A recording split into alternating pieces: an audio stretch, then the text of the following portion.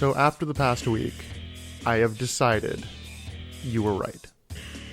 This is rare. You don't even know what I'm talking about either. No, but you never say I'm right about literally anything. The Boys Stable. Yes. Lawrence Taylor. Yes. I've decided I will swap him out. Ha ha ha! His replacement is Wade Barrett. I will take that. Do you remember who Wade Barrett is? The one that looks like you. Apparently. Yes. I don't see it. He looks so much like you. It's weird. Y'all could be brothers. But good. I'm glad that my argument turned your mind because Lawrence Taylor's not a fucking boy. It was also the fact of when I was making the drinking game for the Royal Rumble. Which we should talk about because that was iconic. I was like really rooting for Wade Barrett to be in the Rumble, and I'm like, I guess he is one of my boys. Yeah, you talk about him a lot. Oh, and so yeah, we were recording this right after the Royal Rumble. Also, welcome to episode 11 of the Butts and the Seas podcast. Yeah. The sold out episode. Into the next decade of podcasts. That doesn't... Yeah, no, I mean, it's not wrong. 1 through 10, 11 through 20. Oh, wow. So we've been going for 11 years? Well, a decade does it have to be years? Is it really only in reference to years? Yeah. Okay. That's how a decade works. I can't remember. I don't know. If I had $1,000... Well, okay, if I had $1,000, I would say I have a millennium of dollars. Okay, but we call them millipedes because they have 1,000,000 legs or 1,000 legs or whatever. Yeah. Centipedes have 100 legs. Yes, because that's based on measurement, like millimeters and milliliters and centimeters. Okay, well then we can still call 10. What is a 10 then? It's deca. It's not decade. It's a deca? It's like decimeters. We're into the next deca of podcasts. How about we're in episode 11? Jesus. But yeah, we are recording this quite shortly after the 2021 Royal Rumble. Which was amazing. Emily does not remember the end of it. I do. We watched it. We watched it the next morning. I remember the Women's Rumble very well. Yes. So I have 2 notes on the Men's Rumble. How old is Edge right now? Okay, we talked about this before. He's what, 46? 47. Ugh. And Hulk Hogan on this show will be 45. But, like, if you put those two men side by side, even, like, current day Edge and 1999 Hogan looks a decade older. Bringing that back. A decade older. Well, that actually works. I know, but still, keeping it all in loop. Ugh. No, I think Hulk Hogan was born an old man. I don't think he was ever young. Like, you showed me pictures of him young, or, like, at his debut or whatever. He's not young. He is forever an old, crusty man. And Edge's daddy. That's the difference. Whatever you say. I just one of those... I laugh at how people are like, oh my god, Hogan's so old here. He feels old here. We've talked about how the age of, like, the prime of wrestlers has moved. Yeah. But something I just found kind of funny. Additionally... You seem to laugh anytime AJ Styles and Omos, I think it's Omos, yeah. Yeah, are on screen because of how large they are. Omos, or I think it's Omos. Omos. His bodyguard, Omos. Yeah. He's just a very large man, and he makes AJ Styles look teeny tiny. So do you know how Omos debuted on like current WWE TV? I'm gonna guess something stupid. Yes. So there's another wrestler called Akira Tozawa, who all of a sudden was leading a group of ninjas. And he was this, like, giant ninja. Wait, Omos was a giant ninja? Yeah. What? I don't know why. He's not... However, there was once a WCW character called Super Giant Ninja. Of course there was. Do you know what he was before that? A bodyguard? The Yeti! Oh my god! It took a little bit of going around the block there, but we got there. That's our one per episode. You really had to try for that. A little bit. It's supposed to come up organically. No. See, if it comes organically, it's hilarious. If it comes up incredibly forced, it's even more hilarious. I think that's like explaining your jokes. No, it's fine. Oh, God. Oh, my God. I really sold out for that joke, didn't I? Okay, I think we need to cut. I think we're done. That was enough of that. You haven't even started. Yeah, I think I'm done. Take it tomorrow. We're going to try again some other day. Well, much like the tagline for this pay-per-view, there's no turning back. There was a tagline for this pay-per-view? Yeah, on the posters. Welcome to Sold Out 1999.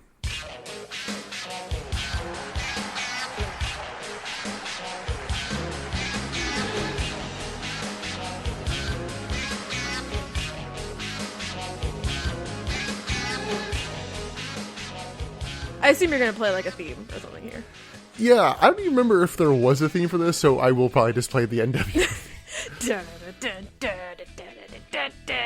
Because this is the first year where it's not NWO sold out.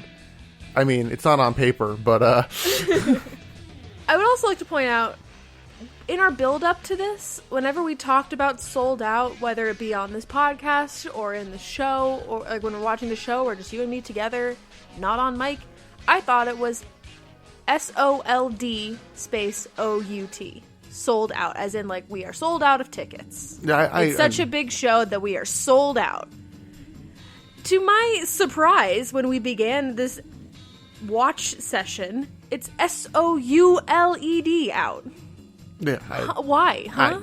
I don't know. Now, were you more surprised about this or the fact that Starrcade had 2 R's? Probably this, honestly. Because sold out and SOULED out have very different meanings. I honestly don't know why.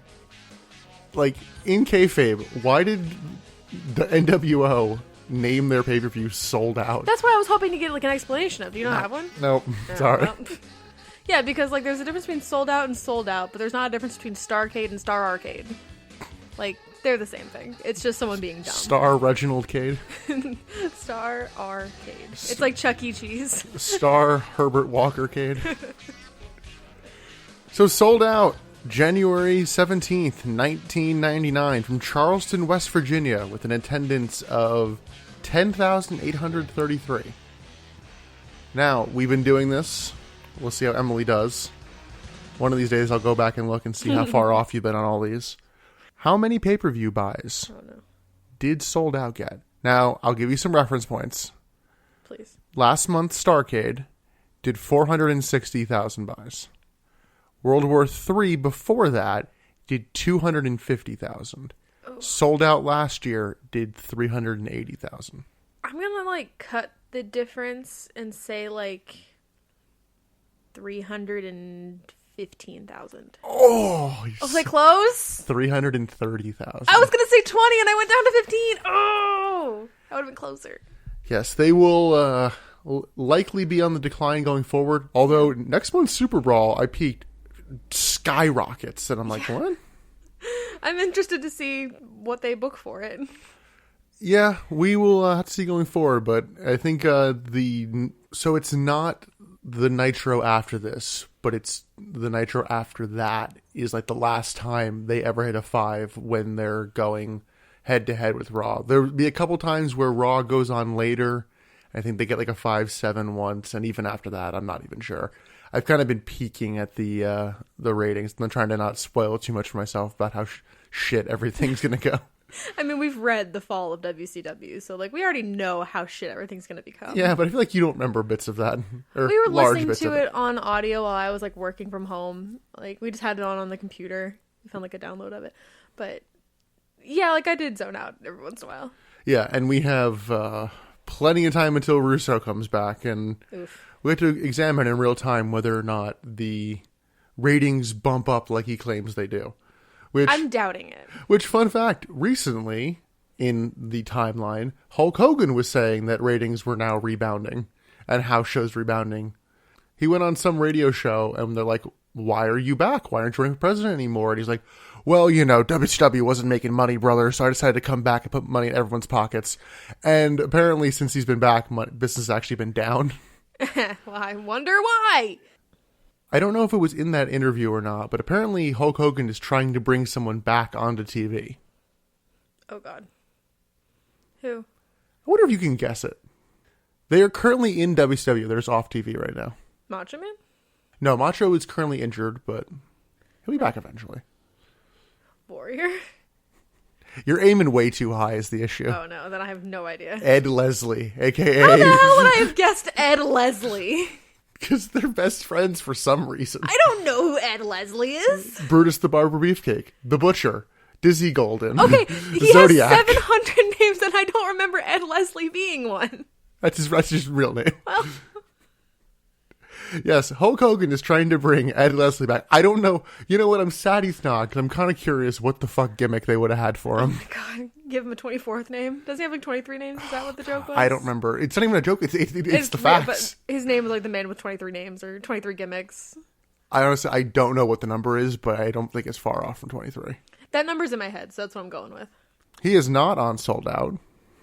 That's fine. Enough happened on Sold Out. We don't need Ed Leslie. So let's get into this pay-per-view on that, awe-inspiring note.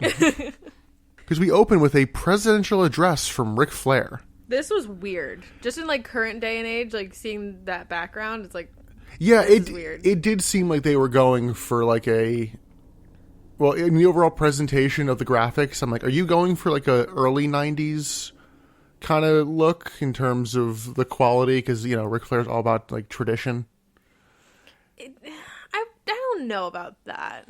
Well, and I was also reading way too much into this because it's showing him on like basically on a TV screen, like through the camera kind of thing. Yeah, but it was also like the angles were tilting. Yeah, and then it's occasionally tilting and like getting a little like distorted. And I'm like, are they trying to do like some avant-garde shit and like, oh, the NWO's presence is still around, because all their stuff would be, Dutch angles and constant cutting. And I'm like, that would be interesting. are they going for that? They're not thinking that hard. You know what? If the one person from production who was actually going for that ever listens to this, tweet in. We appreciated your work. Yeah, I'm sure the WCW producer from 1999 is definitely listening to this podcast. You never know. But Flair's main thing is that he thanks everybody who stayed true to WCW. He doesn't really say much. He just says that they're the strongest wrestling company in the world and WCW is in control again. Yeah, he talks a lot without saying anything here. Yeah. And then we go to the opening pyro, which looked a little more precarious from the angle that they were showing it at. Because like they showed like the top of the stadium, like the roof, and like the pyro was really close to the roof from the angle, at least in the angle that they showed. I was like, ooh, wow, that's close. Yeah, you had issue with this. I didn't even really notice, because I was busy noticing that there was now a Titantron. Okay, you were all about this Titantron. Listen, I want a Titantron. Bitches love Titantrons. Well, I'm kind of Get sad. that bitch a Titantron. I'm kind of sad nowadays because people don't have entrance videos anymore. They just have a graphic that usually just says their name. You mean like 2021? Yeah. Yeah. It's just all real generic looking, and I'm like, oh, okay.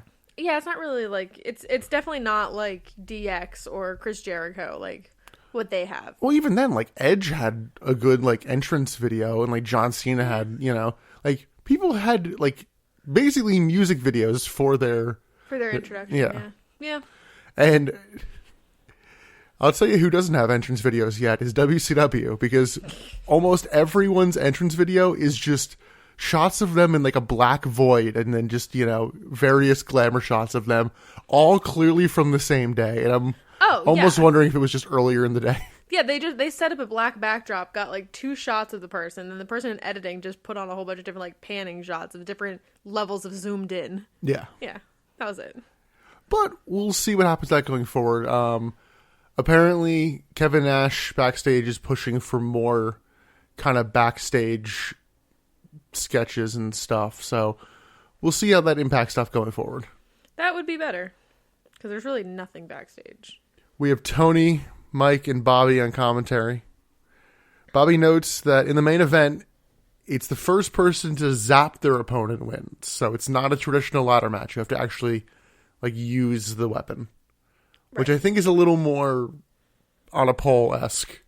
Which is why I'm going to continue to call it the taser on a pole match. Well, they also call it the stun gun multiple times too. So yeah, what the fuck is this thing? They cannot the decide. cattle prod, the stun gun. They've stopped doing cattle prod. I'll give them credit for that. Okay. But, yeah, they call it the stun gun like multiple times before the match, and then they're the match, and it's like, the taser. Taser on a pole. That's what it is.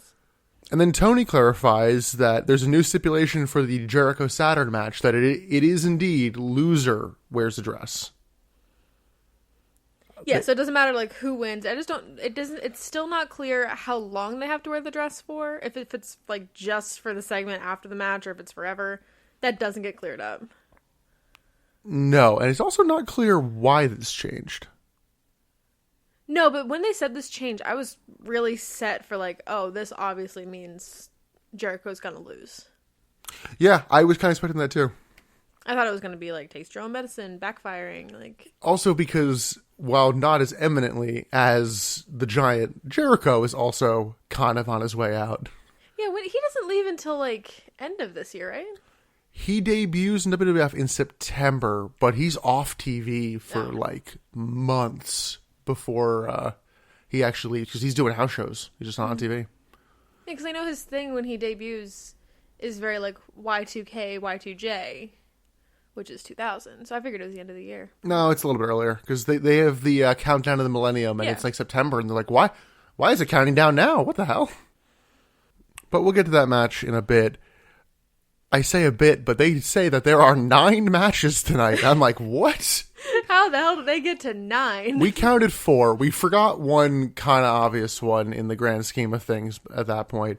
But there are 9, and I'm like, I'm sorry. Okay.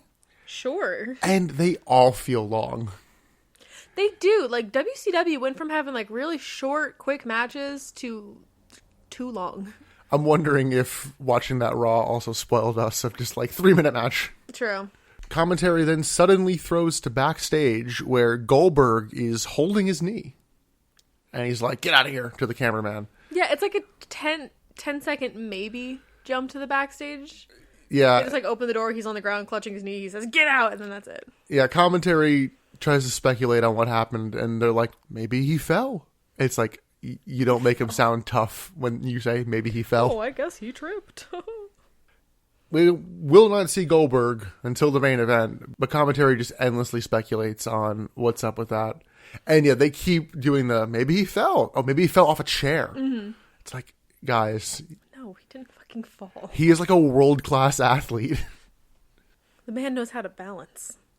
So they'll be talking about that through our first match, which is Mike Enos versus Chris Benoit. Yeah, as soon as they announced his competitor as Chris Benoit, I was like, oh, gee, I wonder who wins this match. Yeah. Commentary just talks about Goldberg and the NWO. But I noted they still are not calling them the NWO Elite, even though all of the chapter titles for the network are calling them the NWO Elite. Have they called themselves the NWO Elite? No, I think they will eventually. So it's just like, all right, this is the thing. So the chapter titles are giving us spoilers. That happens sometimes. Yeah. It also gives us spoilers anytime it's like Mike Enos in singles action. It's like, well... I wonder who he's facing. Early on, Enos... Just say penis. I'm gonna have a hard time saying Enos this whole time. Just say Mike. Mike Enos spits at Benoit, so Benoit double snot rockets back at him. Yeah, ew. I noticed that Mike Enos is incredibly generic looking. Yeah, he is. Just black trunks, black knee pads. Like, there's a little bit of flair on the boots. There's not 27 pieces of flair. It's a very niche joke that most people won't get. I'm fine with that. It's most of my comedy. Thank God you have a podcast. A lot of stalling early on. But commentary mentions the tag title tournament, which we have not talked about. Kenny Chaos and Rick Steiner were stripped of the tag team titles, and there is now a tournament on Nitro. Oh, shit. Okay. Sorry, that happened on Thunder. Okay. Which is why we missed it. And they started a tag title tournament, which the NWO is hell-bent on stopping. Okay. Yay, I'm so excited for our next Nitro episode. Yeah, that tournament does not play out at all on this pay-per-view. Although apparently the finals will be at Super Brawl. Okay. There is like a tag match in this though, the Cruiserweight tag? That's not a tag match. Well, there's tagging, but that's not a tag match. It's my least favorite type of fatal four-way. Oh, okay. Well, it wasn't really a fatal 4-way, was it? It was a 4-way match. We'll get there. There were no rules. However, the tag titles have been vacated due to Rick Steiner's injury. There is now a tournament to, have new ones. Weren't we also speculating who Rick Steiner's tag partner was? So I guess this clears it up. Yes, I think it was Kenny. I've looked up the history of it. It was marked as Kenny Chaos. I don't know why Judy Bagwell suddenly 1 week was fine with it. Yeah, I don't know. Or rather, why WCW was fine with Judy Bagwell. I get why Judy Bagwell's like, fuck it, yeah, payday. Why not? Which, we haven't seen Judy Bagwell in so long. That's okay. Although, wasn't it because Rick beat her up? I don't remember. remember. Not Rick, Scott. Jesus, that's very different. Very different people. That is very different. I don't remember. Anyway, in the match, we get 2 bear hug spots from Mike Enos. These were like weird bear hugs too. Yeah, they were like kind of like embracing, like they're trying to not make out, like. Well, I think it was also because I don't think Enos was lifting Benoit high enough, so he had to like lift his legs up to not be standing on the ground. It's like when you're too tall in gym class and they're like, oh, to do pull-ups, you have to like cross your legs and hold them up. And I'm like... But it also looked like he had his one arm around his shoulder and the other one under his arm. And like he was kind of gripping on him like that and trying to lift him that way. He doesn't get a submission. I'm not terribly worried about it. No, but it was a very intimate bear hug. I noted that Enos is fine in this match. He's just not terribly interesting. He's not boring. He's just there. Yeah. Like, I noted that, like, I'm not glued to this match, but it's not bad. It's not stupid. No. Like, they're competent. Like, Benoit goes up top, and depending on which commentator you ask, hits either the Crippler Swan Dive or Air Crippler. What are these? It's the diving headbutt. Yeah, but the Crippler Swan Dive? Well, in WWF, they call it Air Canada, because he's Canadian. Yeah. He basically belly flops. He doesn't dive. Not really. If he dove, that would be a very different and like neck-breaking move. I like the Air Crippler. I think that works. It's called the diving headbutt. Not everything needs a crazy name. Like, well, commentary's obviously also getting a little bored with some of these matches, so they need something to talk about. Yeah, like Eddie Guerrero has the frog splash. Yeah, but think about how did Norman Smiley get the big wiggle? Commentary was bored. Yeah, well, they have one of those moments in the Norman Smiley match. Yes. Anyway, the diving headbutt. Commentary does actually acknowledge that, like, yeah, that fucks Benoit up, too. Because I'm pretty sure Enos gets up before Benoit, like, again. It's like, dude, stop. Like, is that backstage telling people, like, stop doing this move? Probably. We're having your opponents get up before you. Benoit taps out Enos with a crossface after Enos goes for a clothesline. It's not a bad match. I wasn't enthused, but it wasn't bad by any stretch. No, it was very telling. Like, obviously I knew that Chris Benoit was going to win. So, the fact that Mike Enos was going for so many pins, like, he was going for so many, and, like, Chris Benoit went for, like, maybe 2. But the second he locked in the crossface, like, oh, it's done. Yeah. The end. Mike Enos is not scrambling out of the crossface. No. Especially 10 minutes into the match. No. This match went 10:34. Oh, yeah, Nick made note of all the, like, lengths of the matches. Yes, I got them all from Wikipedia, so if you're gonna be like, oh, actually, it went 10:37, go edit the Wikipedia page. We then get a Hall and Goldberg video package. This one wasn't bad. There's one later that was just kind of annoying. This was a pretty, like, generic, like, it's a video package. I'm thankful that they're now trying to, you're like, hey.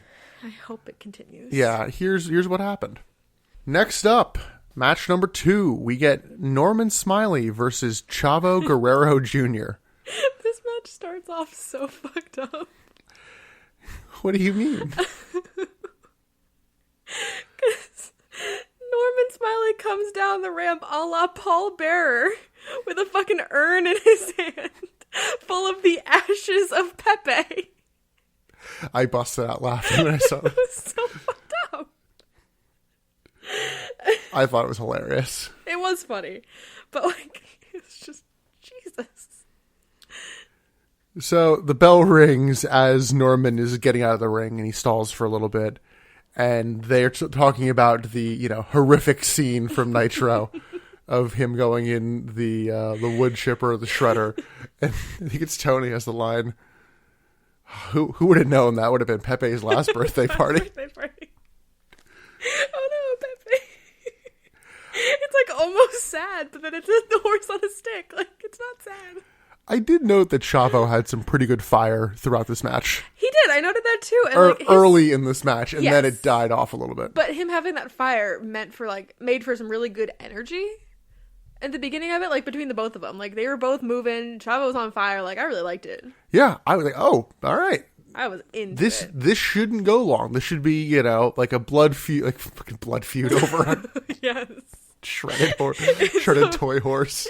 It's a wood chip feud, not a blood feud. But I was happy to see he didn't come out and it's like, oh, collar and elbow tie up, arm wringer, just like Chavo wants to kill this man. Oh, yeah. But, so you thought that it was going to be a short match. I Yes. knew it was going to be a longer match when Norman Smiley starts teasing the Big Wiggle. Yes, he teased it a few times. He teased it 3 times. I've noted it each time. And the crowd boos every time he doesn't do it. But once he starts teasing it, I'm like, oh god, we're here for a while. We get a springboard bulldog from Chavo, and Norman begs off before pulling Chavo into the turnbuckle. And this is where I think the first time he denies the crowd the big wiggle. Maybe, yeah. He hits his big spinning scoop slam. This is where commentary is like, we don't really have a name for that yet, do we? Oh, this makes, yes. And I don't know what they decided on, because they pitched both the smiley slam and the wind-up slam. I think they land on the Smiley Slam. I like the wind-up slam better. I like the Smiley Slam. I love that alliteration, baby. We'll see what it gets called next time we see him, because I assume Norman Smiley will be on every episode of Nitro until the end of time. Oh my god, yeah. Please someone get that man some knee pads. The middle, 7 minutes of this match is just various rest holds. And rest holds that don't look like they do anything. No, so it was a lot of back and forth kind of submission-y rest holds that weren't quite I'm going to bend your leg the way it goes. Yeah, I'm going to bend your arm the way it goes. It was weird, and it just kept going back and forth. They're just like, I'm going to hold your leg. Pretend like it hurts. Yeah. It doesn't... It was weird. It was a mess. A little bit. Norman gives the people a different dance, and they pop big, and I don't get it. Wait, which dance did he do there? Was that just the little chest shimmy? I think so. I I don't know why they popped for that. Why pop for the big wiggle either? It's just, Because it has a name and it's stupid. it's not an impressive dance. I don't get You're it. telling me that when the clubs open back up, you're not going to go to, the dance floor and pull out the big wiggle? I mean, I'll do it and make aggressive eye contact with you while I'm doing it, but that's just as a joke on you. Yeah. Let's hit the clubs, baby. I don't get why the crowd is like, oh my god, he did a small dance move. Like, be different if he did a cool backflip or something. Like, oh shit, that's impressive. This is just a fucking. This aspires to be the cha-cha slide. Cha-cha real smooth. No. As much as I hate the spinaroonie, that warrants a pop. That requires skill. I have seen enough people do a poor spinaroonie, including Edge at WrestleMania. Oh god, yeah. But the spinaroonie requires a little bit of talent, requires some skill. I still find it dumb in a wrestling match, but I understand why something like that would get a pop. Pretending to slap an ass in thin air, that's nothing. You know what? I changed my mind. I will pop for him pretending to slap one. Oh, yeah, okay. But after that, we get a second rope superplex from Norman Smiley. And then it's time for the big wiggle. And commentary notes, as only Norman can do it. Again, it's not a difficult move. I noted here that I'm like, this match is going way too long. Yes. Norman puts the gory special on Chavo. As commentator talks about how disrespectful it is, because that's his father or grandfather's move. Chavo then goes to counter it, and Norman catches him in like a wheelbarrow position, and he does the big wiggle and smacks Chavo on the ass several times. Yeah, Norman does the big wiggle on Chavo's butt.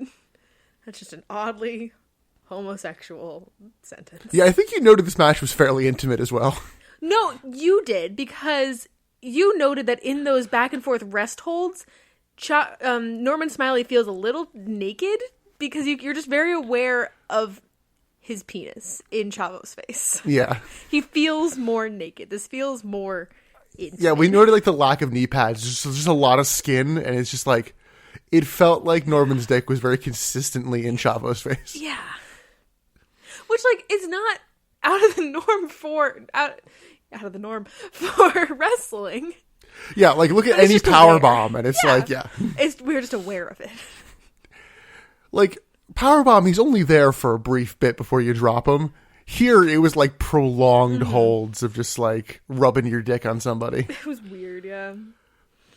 Yeah, this was an oddly intimate match. Yeah, Norman goes for the chicken wing, but Chavo counters it and tries for a tornado DDT, but Norman counters.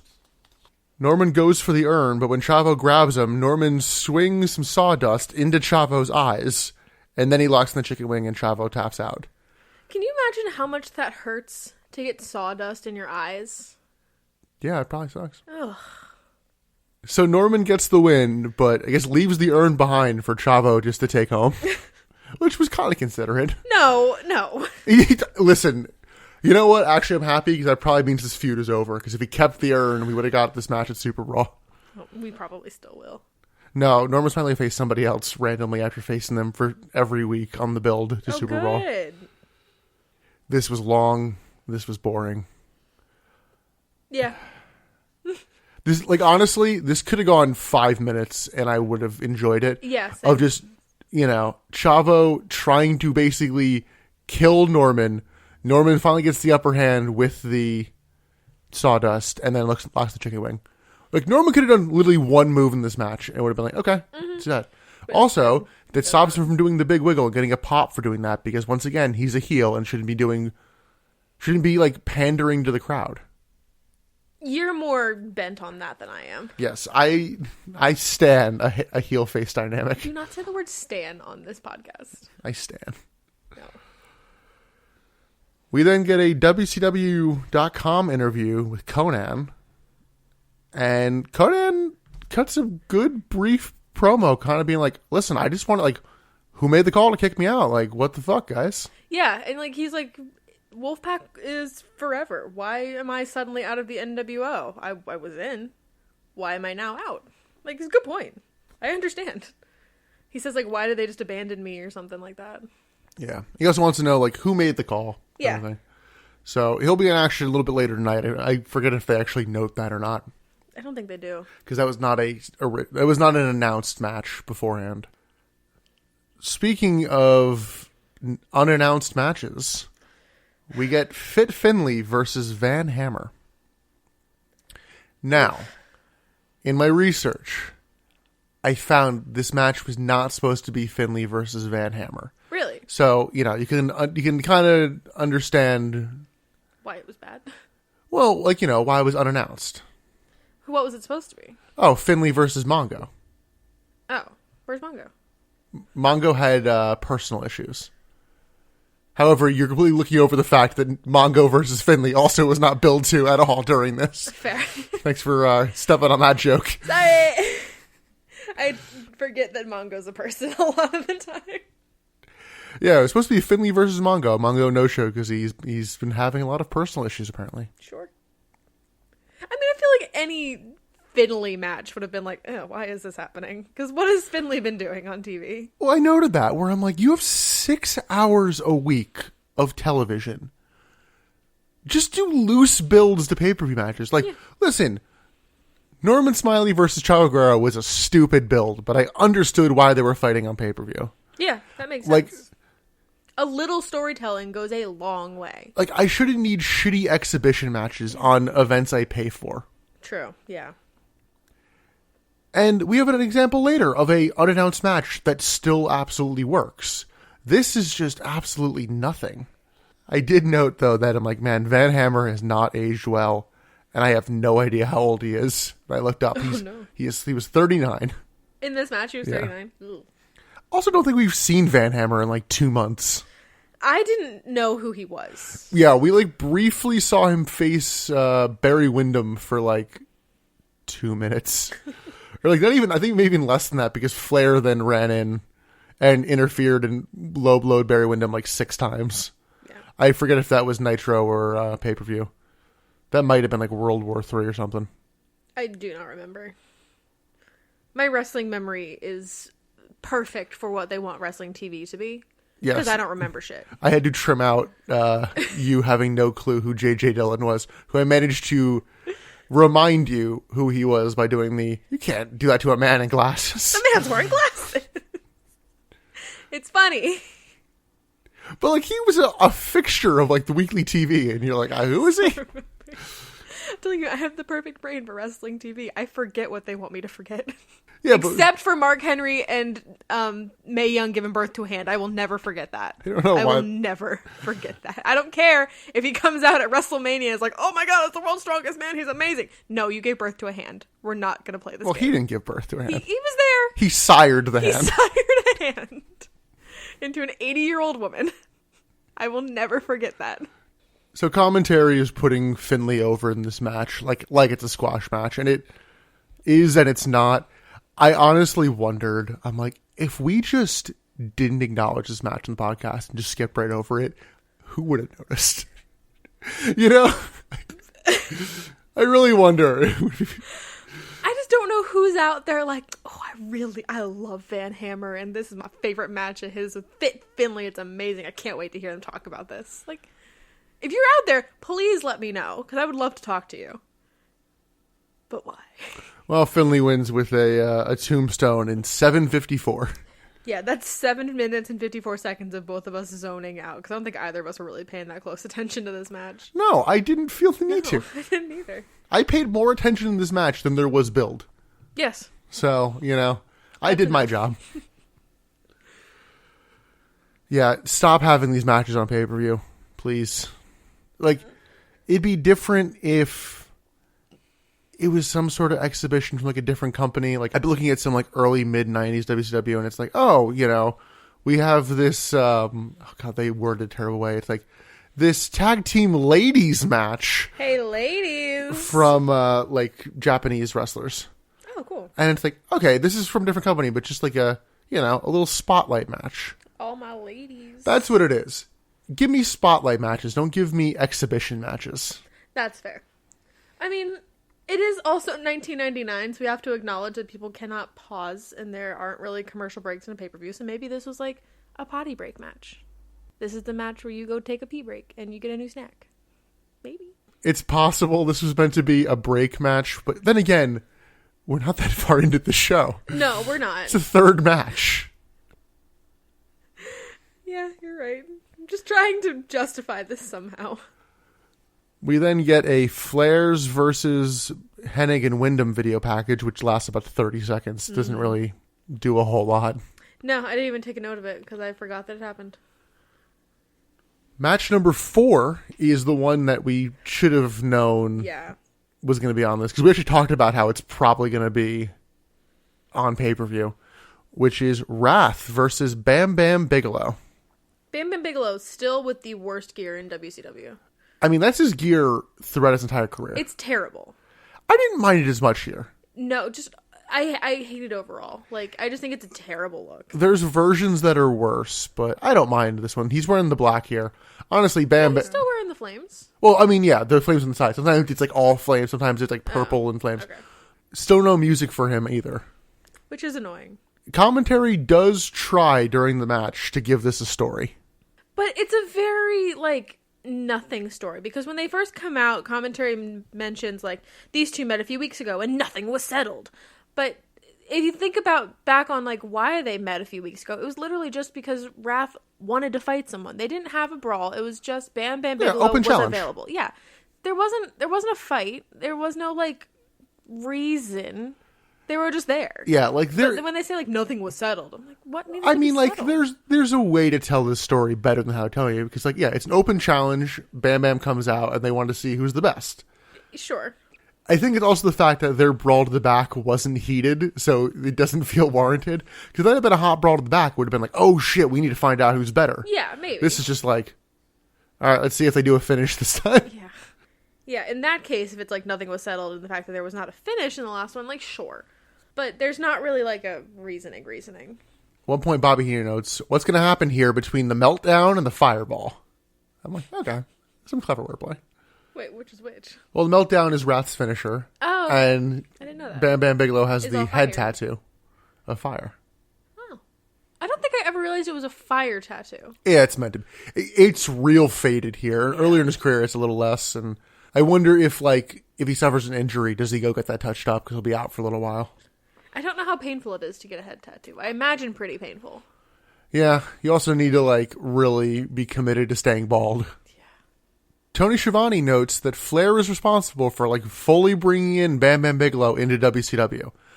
He was here before, but Flair has hired him now. He's part of the roster. He's officially under contract. We're dropping that whole part of this. Good. He still doesn't have entrance theme though. Yeah, he's not that in yet. Just give him something. I forget if he actually had a Titantron or not. You were all about the Titantron. I Well, was not because paying attention. one person doesn't, and I forget who it is, but I have it marked in the notes. This is largely a big boy strike match, but it's not bad. Commentary is actually paying attention to this match, and they're doing a pretty good job calling it. It was a welcome surprise. I was kind of impressed. True, this would usually be one that they talk over, but they didn't. I don't know. I was still pretty bored by it, but Well, it was unfortunate that they were paying attention to it because you know who wasn't? The crowd. oh my god, the crowd was so dead. Yeah. It was really sad. Well, there's also a crap ton of rest holds that just kill any flow this match has. Yeah, This match also goes too long. Almost every match tonight they goes go too a little long. too long. This should have been bordering on a Goldberg match of just hit some big moves and call it. But the dead crowd gets to Bam Bam at certain points. You can see him looking around a little pissed off. Dude, what the fuck? You shouldn't be this dead. Yeah. Again, it's also the fourth match of the night. We aren't. I don't even know if we're at the hour point. They don't have a reason to be this tired yet. Both men are down after a double clothesline, but Bigelow is back up at 7, and Wrath starts to come back. Although mid-comeback, he goes to dive onto Bigelow into the corner and somehow manages to hit his head onto the post, behind the turnbuckle. Yeah, and I think we backed it up to watch again. He does actually hit his head. Yeah, it's just... It wasn't panto enough. Usually we'll do that. It's a big, oh my god, they did a huge dive. It was just you kind of dove, and Bigelow just kind of aided you going into that. Yeah. Bigelow then hits a Greetings from Asbury Park, which is meant to be a tombstone pile driver kind of, a sit-out tombstone kind of thing. This looked more like a big ending, as Wrath just didn't seem to want to take it properly. But it gets Bigelow the 3 in 9:23. I thought it was a fine match. I didn't think the crowd should have shot on this as much as they did. They didn't shit on it. They just nothinged it. It's not like they were booing it or Bam Bam sucks or anything. But well, that would have been heat at that point. Fair. But you did miss the point. Bam Bam tries to get Wrath into a pin, and Wrath, in getting his foot up on the rope, kicks the camera. Yes, that did happen. That made me laugh. I thought this is better than their Nitro match. The problem is I don't remember their Nitro match because it's very forgettable. Yeah, I thought it was better. And it's still not great. I gave it a 3 I gave all these out of 10. I gave this one a 3 out of 10. I might have gone a 4, but it's not saying much. I'm on a pretty big curve. I gave Finlay and Van Hammer a 2, so. Well, let's see if the next match can pique your interest, because next up we have Conan versus Lex Luger. This piqued the audience interest. Yeah, Conan grabs a mic and cuts his usual bit. But he adds a little bit to the end of it that You're just gonna play it. I don't. No, because we need to talk about this. He says that Lex is going to toss. No. You gotta have the build up. You gotta get the build up. So in talking to Lex Luger, Conan says there's Russian, Italian, French, and creamy. Those are salad dressings. Be prepared to bow down and toss my salad and peel my potato. Yes. That's verbatim. Yes, he said that Luger is going to toss his salad and peel his potato. And it's those are salad dressings. You know how you shit on me when I have to explain the joke? But when you have to explain to your quippy promo. I loved it. I thought this was the greatest. This might be my best bit of the night because this is the best. This is the best promo I've ever heard. Those are salad dressings. We might have seen We might have briefly seen something, and actually I think we might have, but I think this is our first Lex Luger one-on-one match of the podcast. You mentioned that when we were watching it. I did note that he came out, and I'm like, I am not excited for this. Oh, I was like, Conan versus Luger. I'm like, oh, the wolf pack explodes. I'm like, ugh. Ow. Lex grabs a mic, and he actually offers to let Conan, like, walk away. Like, dude, I'm not mad at you. There's, like, an A team and a B team, and, like, you didn't You're on the B team. Well, see, that's where he lost me, because the B team is actually a thing. Oh, really? And he's like, and you didn't make the A team. It's like, well, you didn't offer him a spot on the B team. There's an A team and there's a B team, and you're on the C team. He's like, listen, I'm not mad at you. Just, like, walk away. Like, I got no issue here. And instead, Conan decks him. Throws hands. Yeah, Conan has some real good fire that, like, wakes up the crowd early on. Mm-hmm.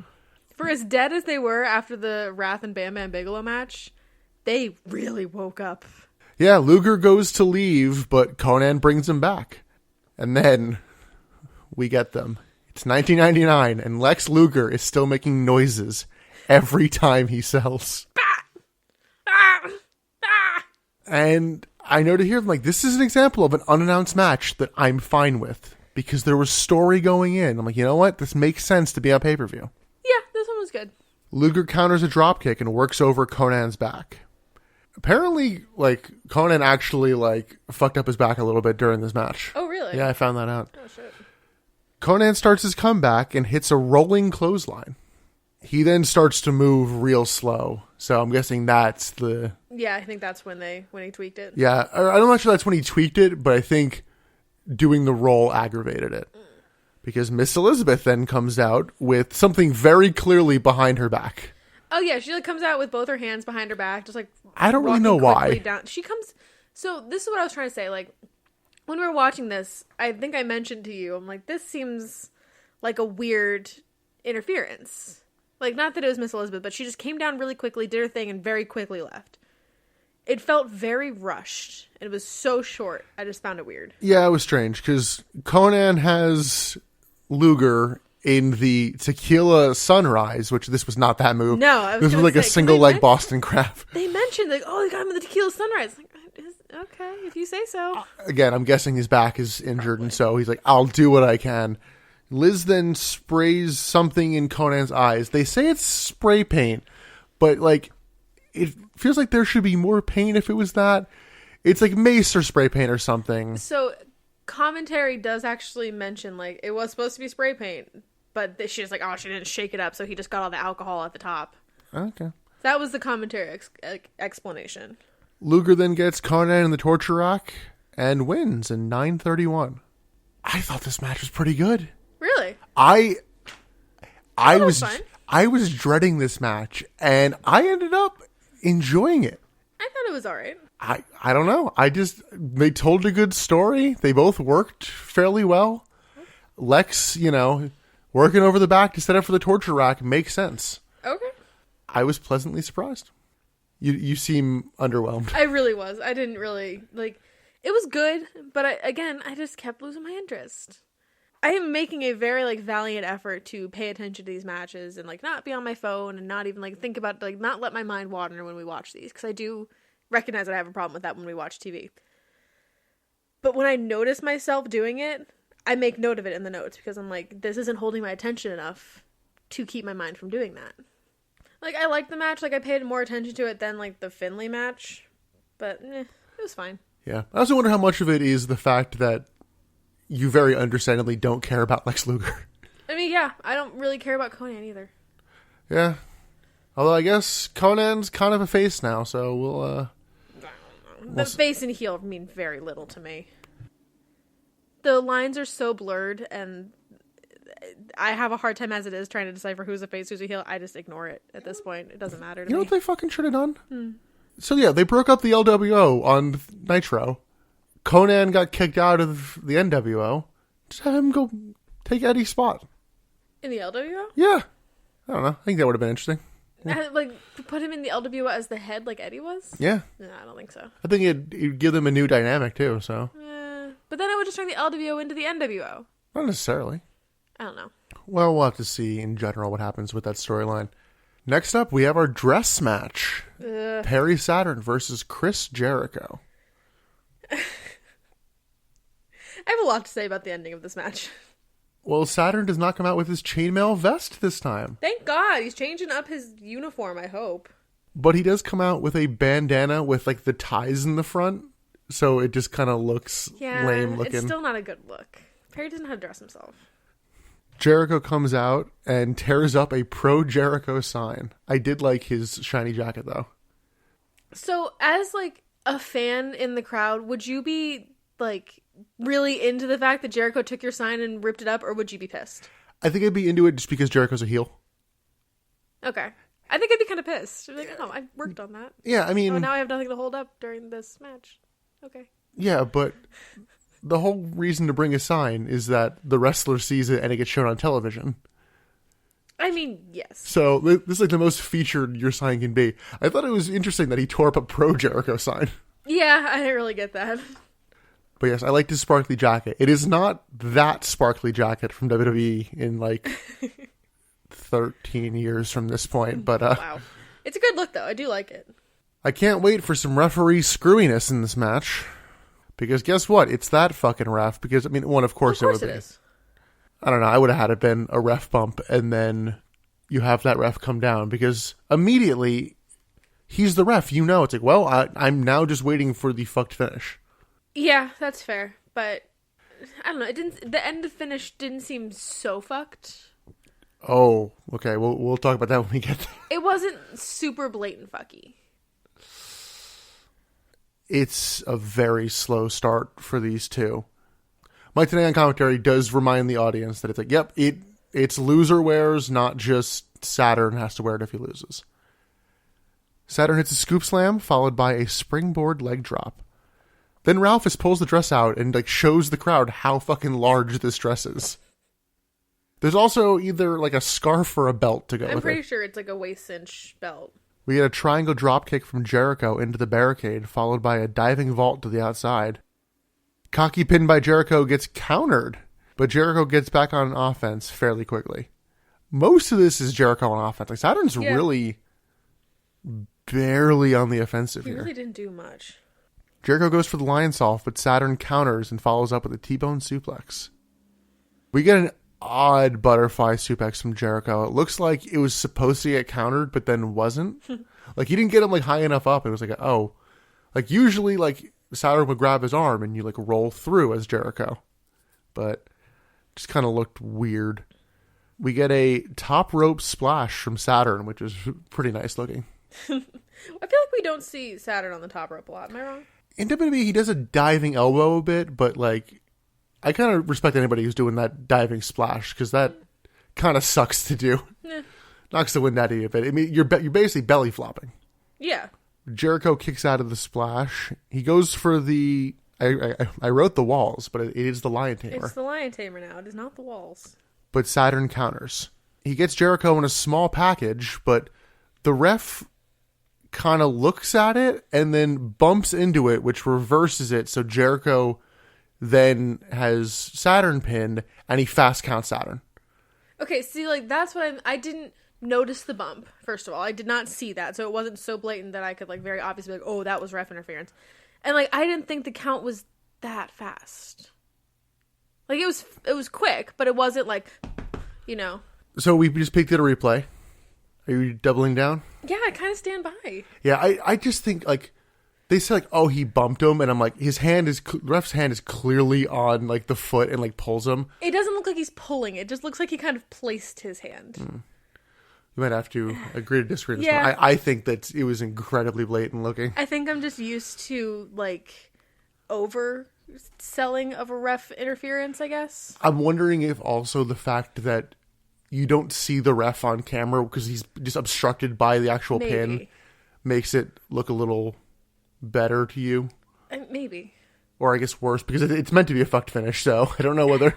And like with the fast count, like, yeah, it's a little fast, but it's not like a Shane fast. I think it was pretty close from the Raw episode. No, because a Shane fast is like bam, bam, bam. That was pretty... No, this was like bam, bam, bam. Which is still quick. It's just not as quick. Either way, Saturn now has to wear a dress.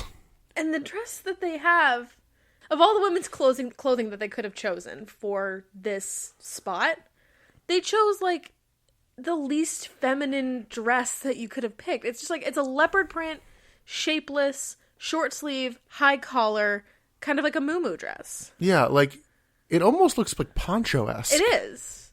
It's not form-fitting. It's not, like, showy. It's just like it looks like a long shirt. And they're playing it up like this is the most embarrassing thing that Perry Saturn's ever had to do in his life. I'm like, really? I did laugh at Jericho, like, hiding behind the ref and laughing at Saturn. Yeah. Just like, what a little asshole.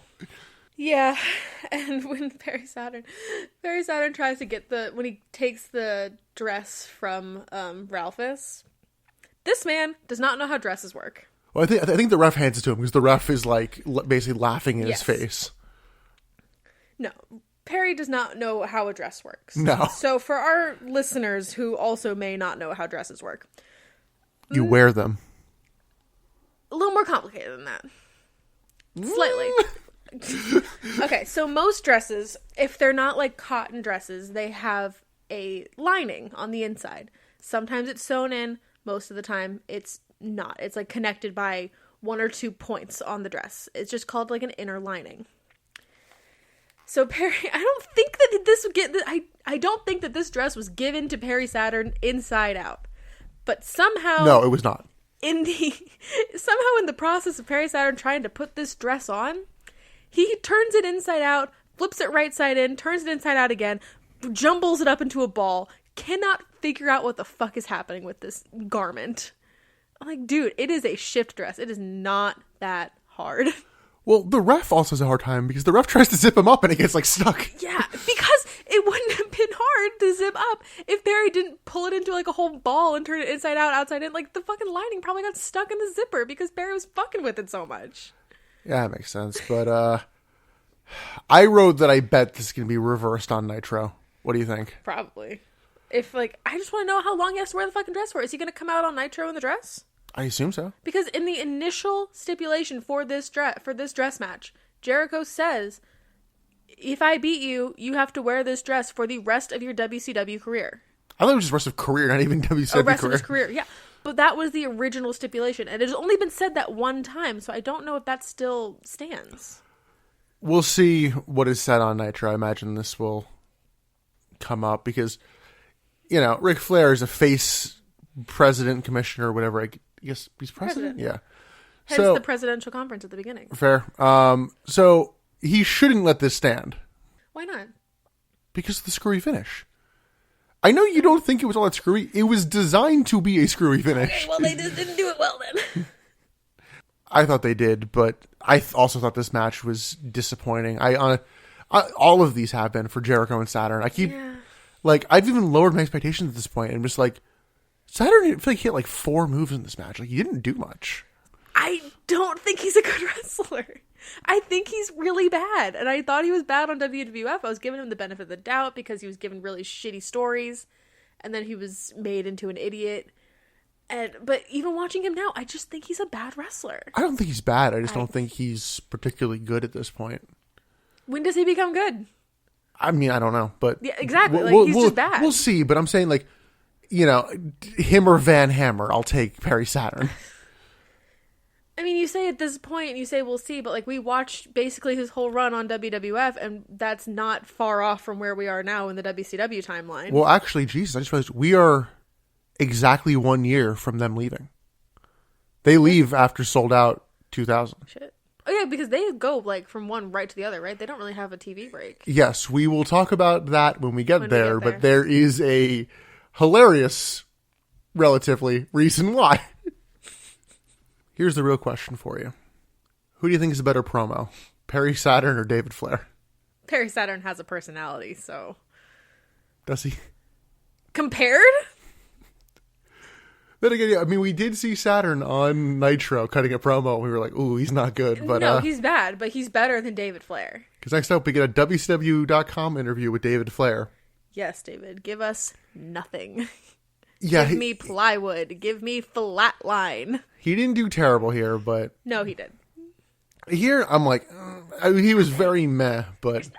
There's nothing to this man. And there was nothing between his sad eyes. He didn't embarrass himself. No, that's later. Well, apparently this was going to be a one-off because he wanted to go be a state trooper. Oof. But we had to edit out a little bit of the venom to David Flair last week because we went hard on him and how he was terrible. And I'm like, we stopped recording and I'm like, I feel yucky about that. I regret nothing. I'm probably going to double down on it this week. Well, I really don't like David Flair. This week, we can have specifics. Last True. week was just like, oh, he's fucking shit, mate. Well, I thought we had a good conversation about, like, children trying to live up to their wrestling parents. Yeah. I gotta trim it down a bit because we just started listing everybody. It just turned into everyone who's better than David Flair, so. Including his sister. Yes. His sister, who at this time does not want to be a wrestler. Oh, God. Isn't that sad? Get ready. So, do you remember the other week when I got all annoyed about Psychosis? Uh-huh. Get ready for that in spades. Because next up, we have a Cruiserweight title Four Corners match, I guess is what they call it. Kidman versus Juventud Guerrera versus Rey Mysterio versus Psychosis. And so, we'll start off by explaining the rules. 2 men start the match, and the other 2 are on the apron. And to get into the match and be the legal man who can pin or submit somebody, you have to tag in and out. I will note, WWF did this for a little while too. It is stupid. Also because it doesn't really come up here, but I'm like, is this no DQ? Because then everybody loses by DQ if True. you get DQ'd. So I don't know, but The rules do not matter. well, they do and they don't. I mean, even we'll get to it. There are rules to wrestling for everyone. They are Follow not the followed. rules. Yeah, and Psychosis in this match, I was just more and more concerned. Psychosis is the one who gets no Titantron. He just gets the sold out logo. Yes. And Ray comes out to not the LWO theme. I'm pretty sure not the other rap No. theme we heard. I think this is a different rap It's theme. new, and before you ask me, it does not slap. Oh, I didn't even think it did. No. It's not Who's That Jumping Out the Skies. I wasn't sure. Like, oh, they don't have the rights to this, so they'll just pipe in a different one. But it is now time for this week's episode of Who's That Pokemon? So we had a little bit of a difference of opinion on the core color of Ray's gear here. Because it is accented with black and like silver. Yeah. Now the main color is like a muddy green. I say it's more like taupey. No, the tope is a move they do. Okay, if I can't sing Who's That Jumping Out the Sky, you can't make bad jokes. I'm the editor. We had to record Nick saying it's not Who's That Jumping Out the Sky 3 times because he got mad that I sang the theme. And leave this in because I'm mad. So, did you even find a Pokemon for the color you're claiming? Okay, so I have one. I don't love it. Yeah, so I said it was like a muddy kind of army green. Well, before we even decided what kind of gear we were going off of, he came out in like a really shiny jacket.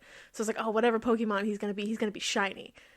And then you were like, oh, I'm not counting the jacket. So I was like, well, fuck me. I don't like my choice.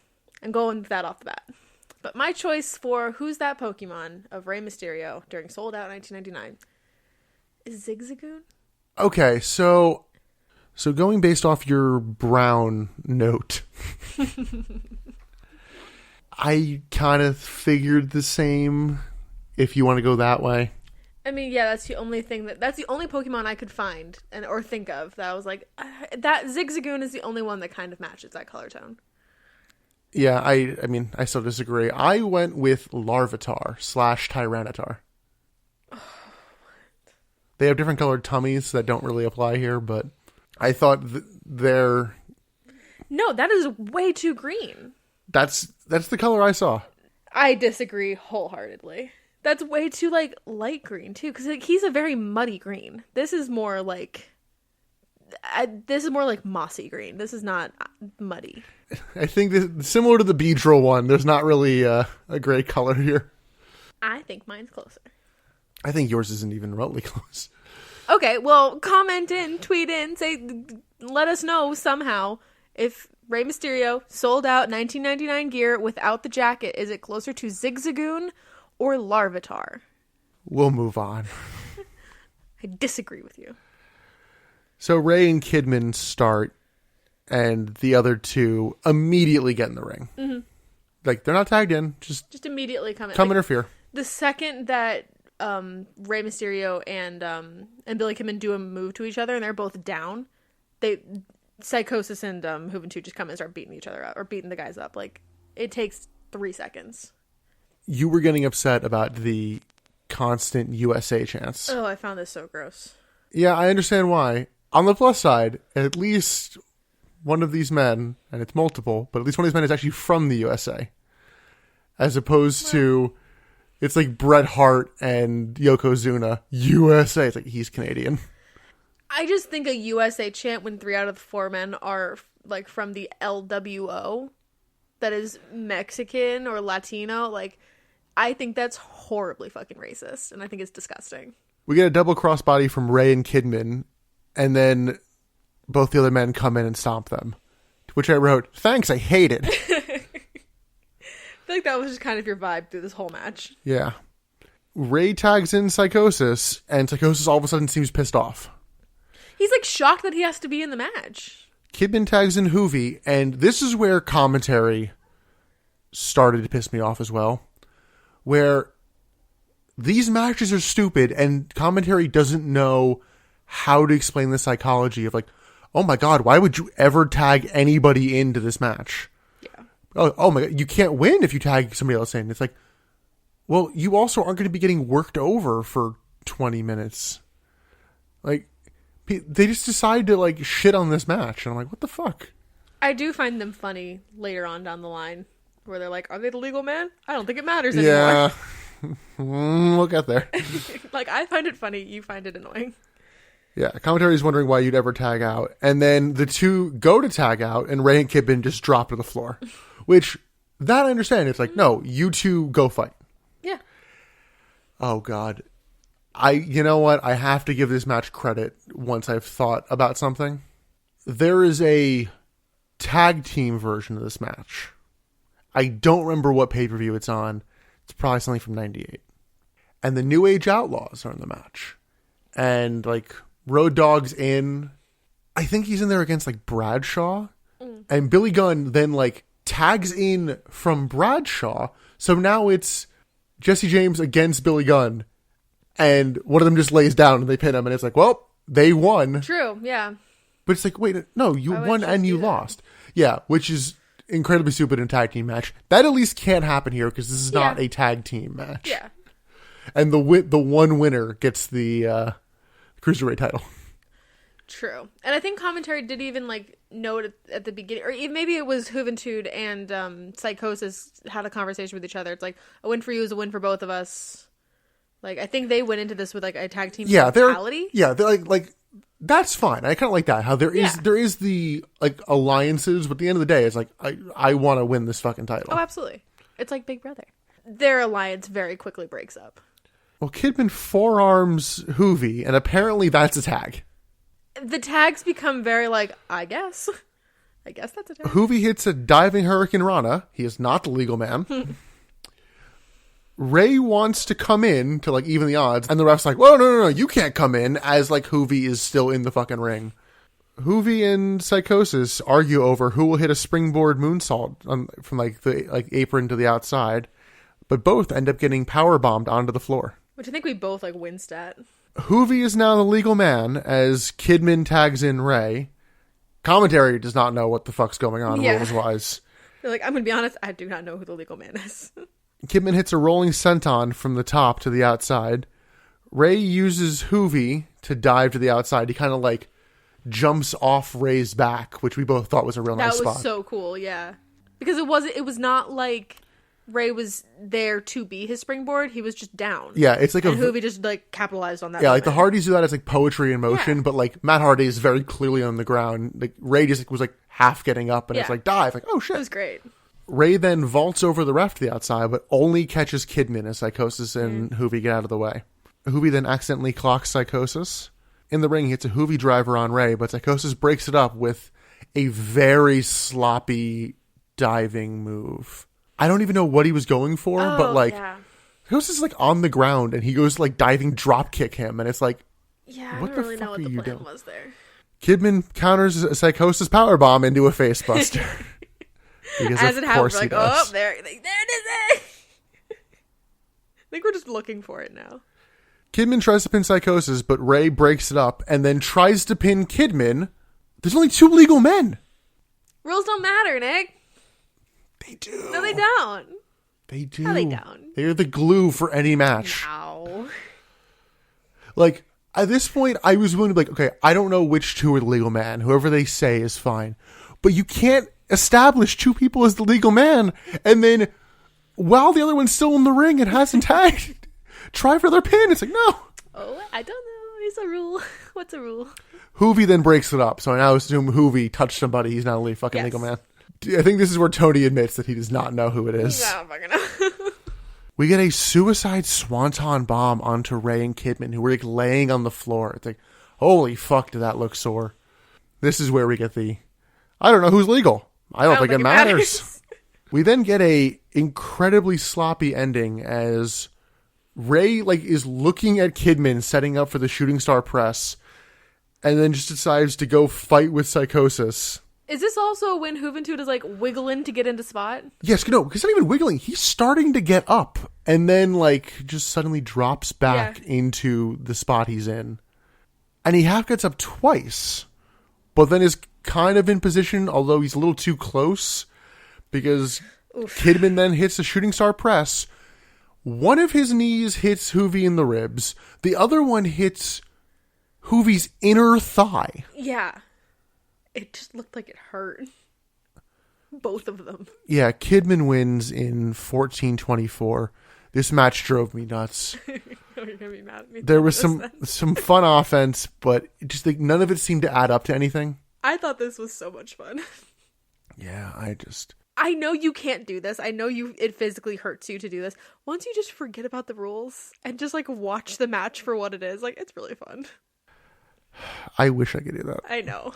I'm lucky that I can. Because, like, I love the cruiserweight matches. Like, that's not a secret anymore. They are my favorite matches in WCW, WWF, WWE. They're so fun.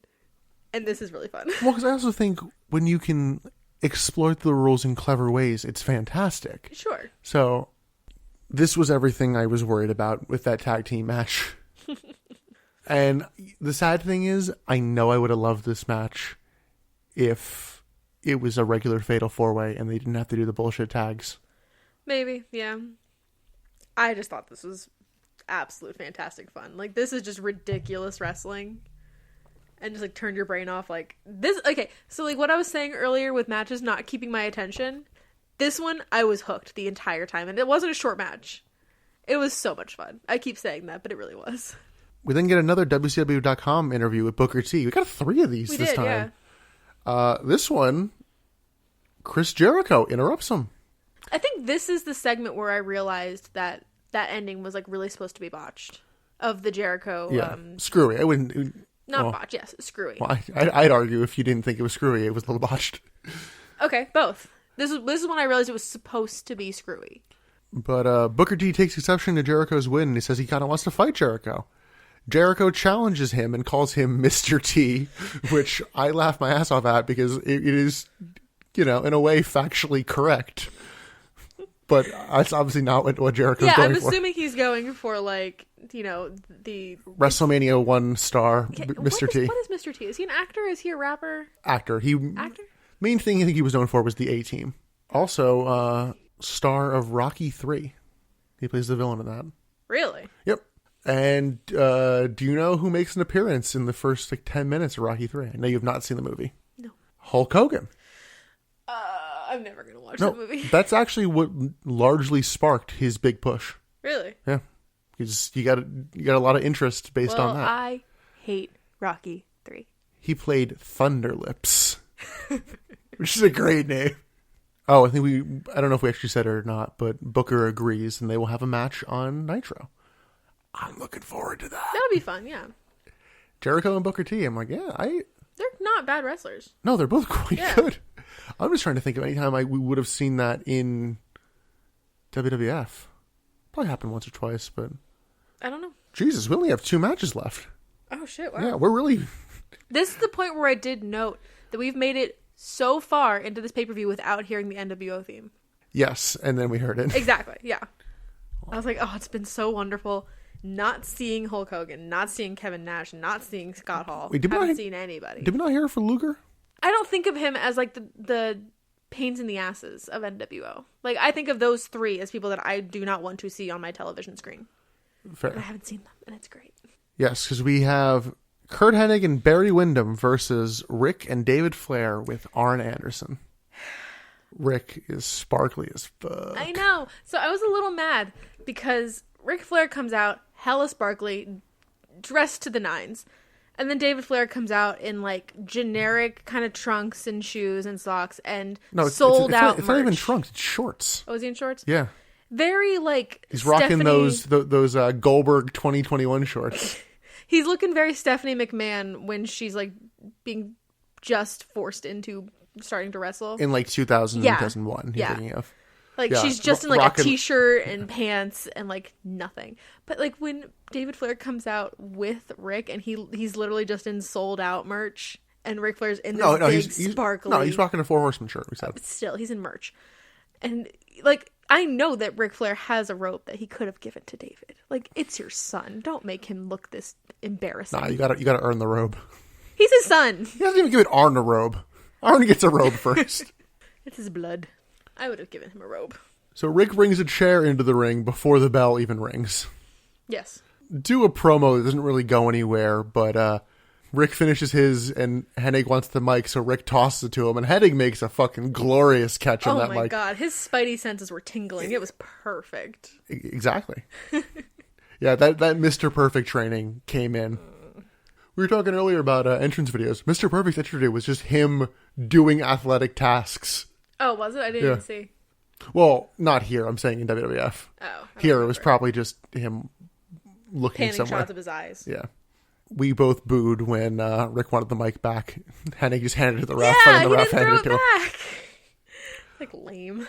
We did mark time to blade, but Ric Flair does not blade in this match, so unfortunately.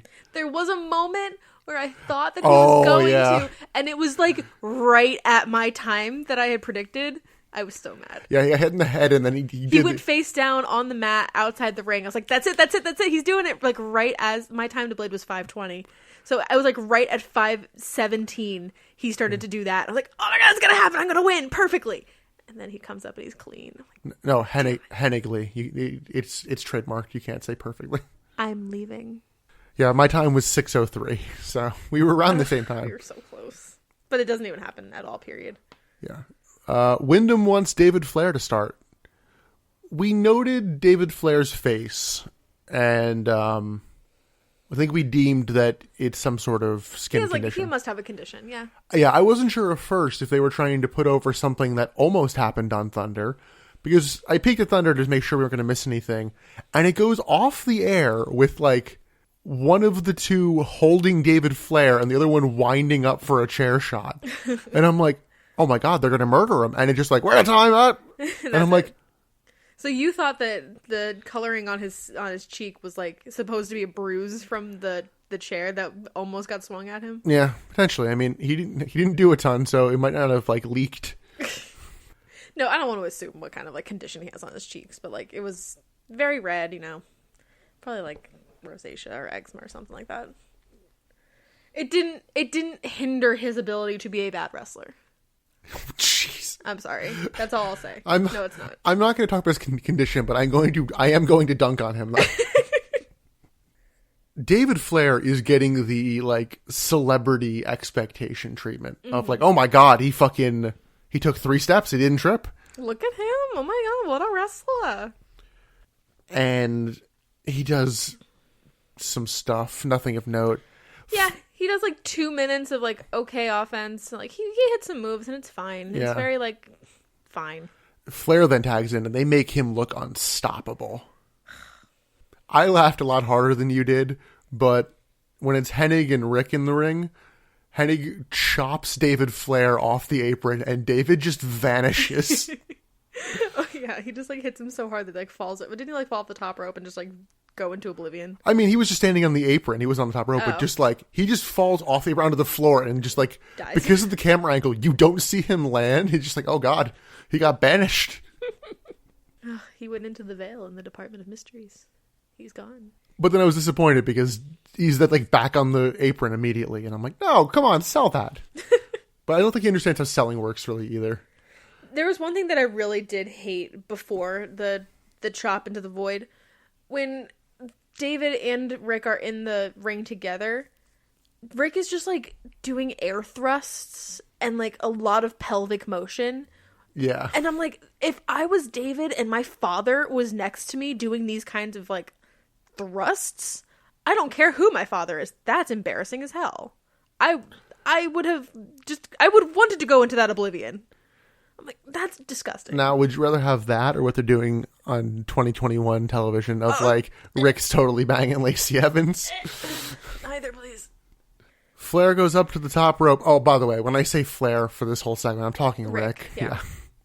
Flair goes up to the top rope, but shocker, it gets countered. Wyndham hits a superflex, but Flair kicks out.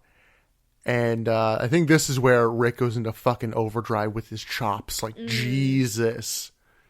And I think this is also where I noted, we haven't had any real issues with the should have been DQs. Yeah, we don't have a bad call of the night.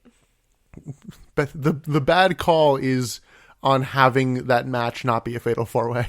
Okay. That's our thing. There shouldn't have been tags. Let it go. Hennig locks in a figure 4 after Rick does a Flair flop, which you were like, what the fuck was that? Yeah.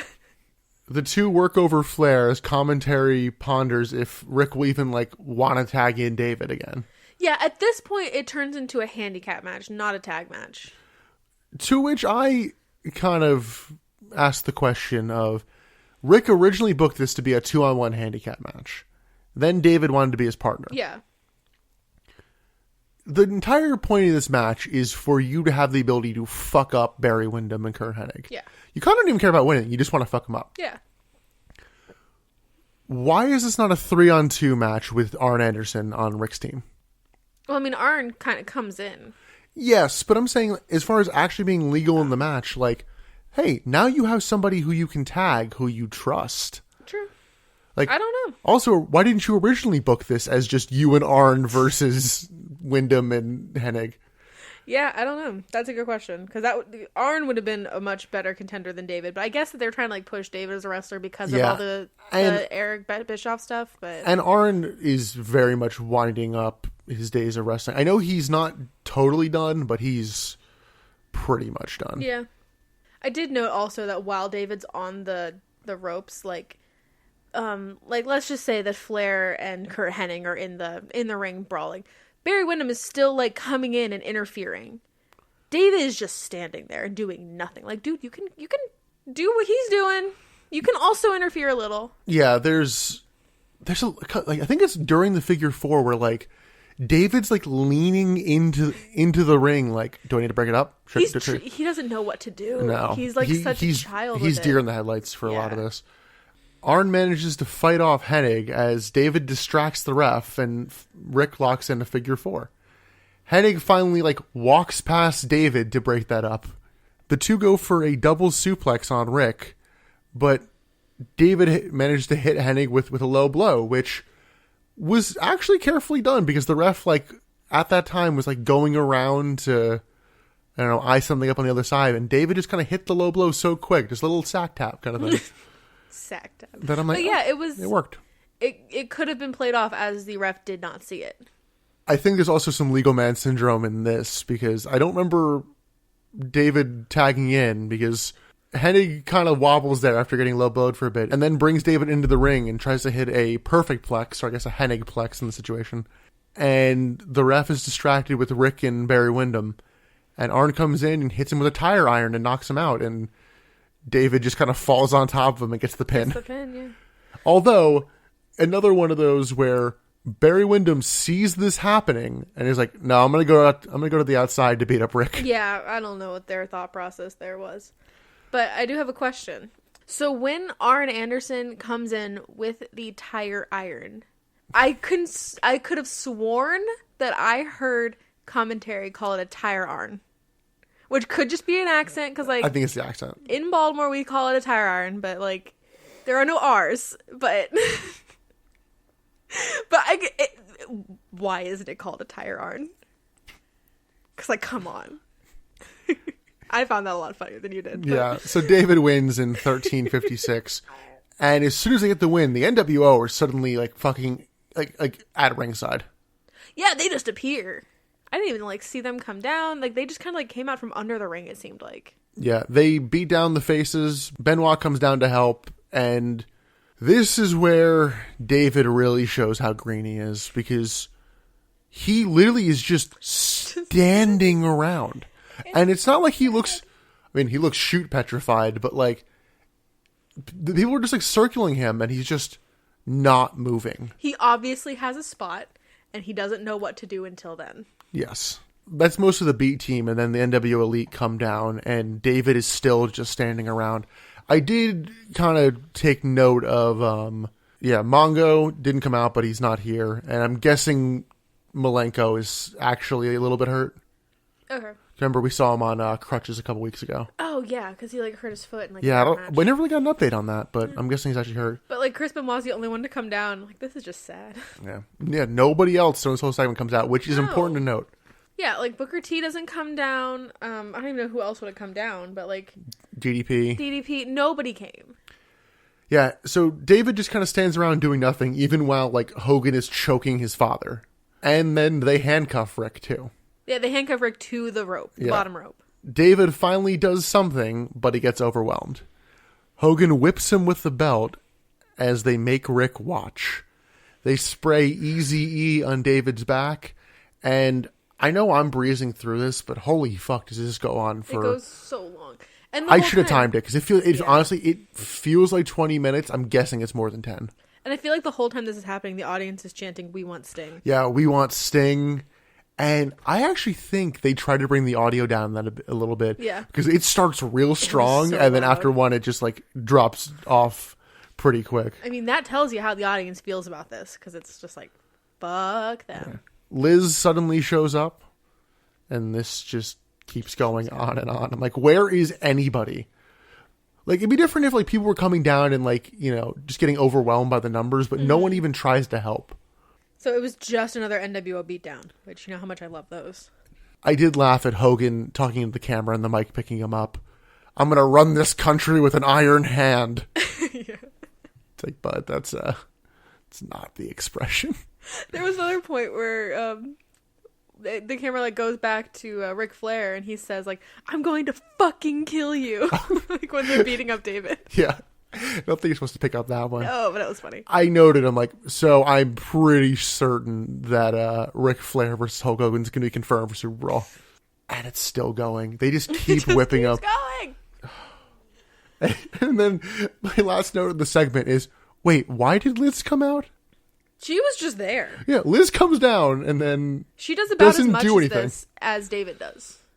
No, David gets whipped. I'll give David credit at the end because David gets fucking whipped a bunch. So this is the point that we have one match left at this point.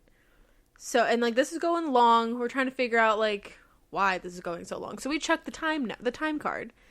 There is one match left. It's a Goldberg match. And there are 27 minutes left on the time. Well, I think even before this match, we looked there's an hour left. And I'm yeah.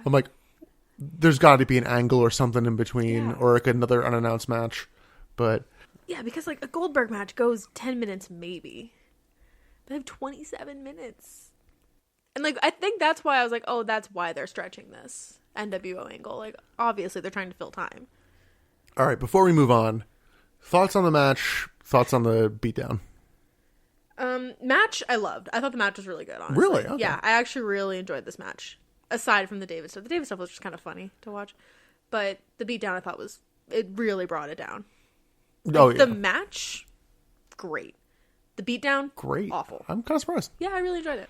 Yeah, I thought it was fairly good. I mean, I feel like I kind of got the same experience on Nitro with Flair and Hennig. I mean, yeah, but Flair and Hennig can't put on a bad match. Yeah, and well, I kind of wanted to see them. Listen, if you're like, this whole match is centered around having David Flair involved.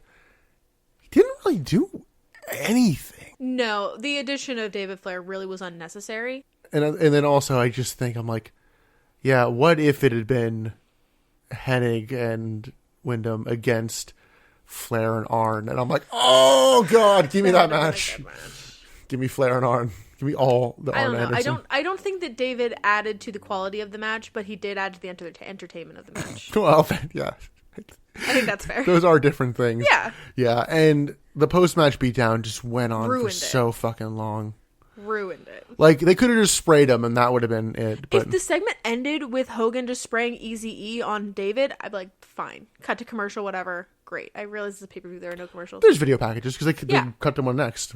That would have been fine. I would have been fine with that. I still would have been like, NWO shakes fist at Sky. But it would have been better. No, that went on for so fucking long, and it almost went on for so long that it makes the main event weird. Yeah, I almost feel like this should have been the main event. Like, with it ending with the NWO coming Yeah, out. I mean, there's more argument because there's one title match on this whole card. Yeah. Moving on, we get a video package for something. I don't really know what it was supposed to be for. Yeah, I don't know. Because it's basically about the post finger poke attack. It does really seem to focus on Lex Luger for some reason. And I don't get it. Oh, wait, yes, I do. I was going to say, I don't remember this video package. I do. It's the one set to Wind. Yes. Because, yeah, it was a lot of Lex Luger. Yeah, just like didn't close-ups understand- of like, oh my god, the betrayal. I don't understand why it was so Lex Luger. Or heavy. why it was set to Wind. And that's just it. Because I'm like, oh. Oh, and when you say wind, it's not a song. It is the sound of wind. Well, I thought this was going to keep going. And I'm like, oh, like a pre-match, video package. And it's like, it just cuts off on a close-up shot of Goldberg being like, Yeah. But it's now main event time. There's a lot of time left, as previously mentioned. 27 minutes. We'll see what Michael Buffer can fill. I remember I told you I was looking at WCW in like 94, 95, and Buffer's fucking there. I'm like, This man got so much money from WCW. This man alone might be why the company failed, because he was taking all of their money. So the rules of this match, once again, the first person to actually use the stun gun / taser on their opponent wins.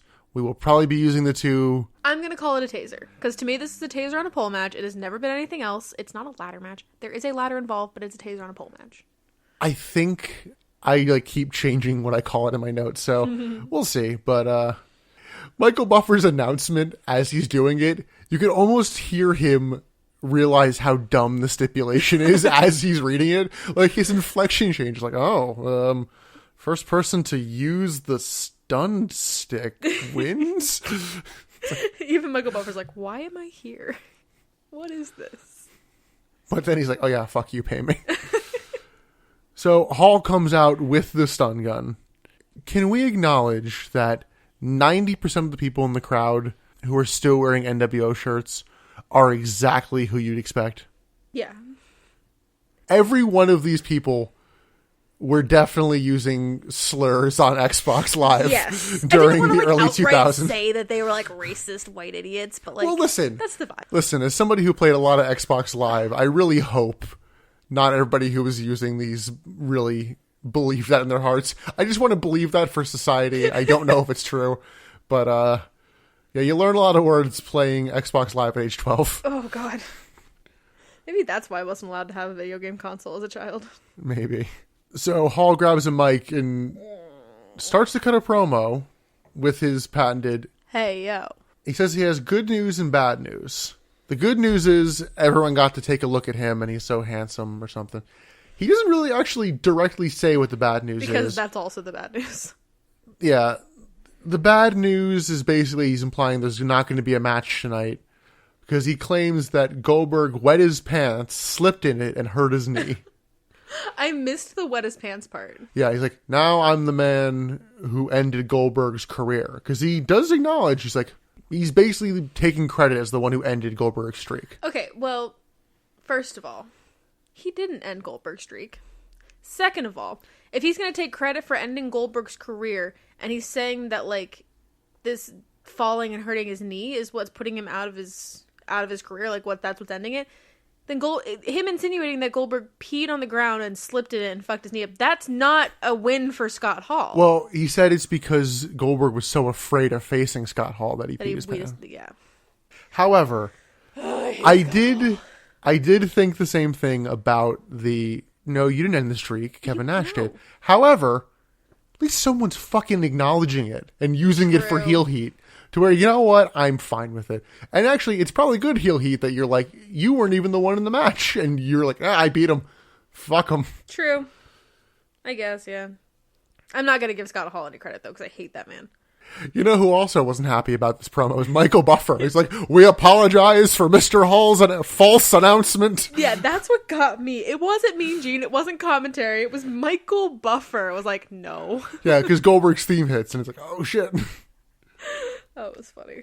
This is where I noticed that during the, I guess, last segment, the NWO had crossed out WCW on the logo in the ring and sprayed NWO, like, over the logo, like atop it. And I'm like, oh, man, you guys are so fucking edgy. So now instead of it saying WCW/NWO, it's an X'd out WCW/X'd out NWO with a spray painted NWO over the X'd out WCW. Yeah. What?